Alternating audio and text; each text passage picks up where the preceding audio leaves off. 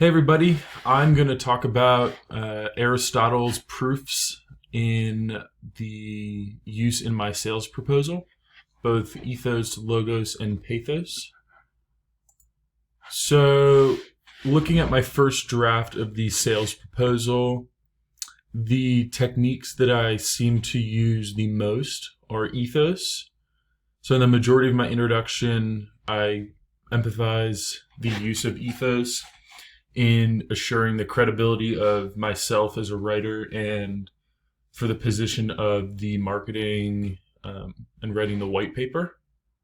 So I wanted to establish that first off. So I said, quote unquote, as a contractor in the past, I can attest to the services that are offered in the stores and the countless benefits to those who partake in the pro services line. So essentially, I'm just creating some common ground between myself as a past consumer and current consumer and how I can be on common ground with the company as a whole. So by offering a connection to the store and my support in the past, it's just like I mentioned, establishing that common ground between me as a writer and the workers and marketing directors.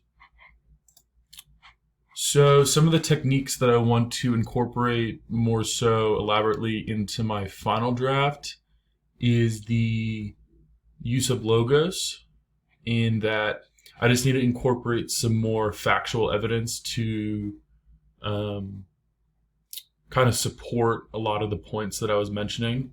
Obviously, through the white paper, I had some ideas and reasoning as to why things should happen the way they should, but incorporating some logos in that and showing statistical evidence and just like primary sources that would help in my argument.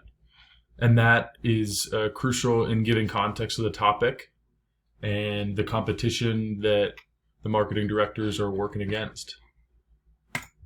So the use of both ethos, pathos, and logos are all crucial in the effectiveness of writing. Ethos, through establishing credibility as well as common ground, the reader will feel as if you are on the same playing field and the stream of communication is fluid and clear. Personal connection and communication methods that demonstrate knowledge and understanding in the topic of discussion. So the use of Aristotle's proofs of writing is essential to professionalism and clarity when writing in a professional business setting.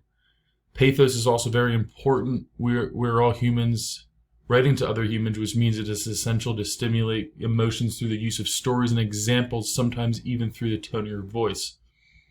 With the use of pathos, writing should spark emotion and question our stories rather than just simply inform.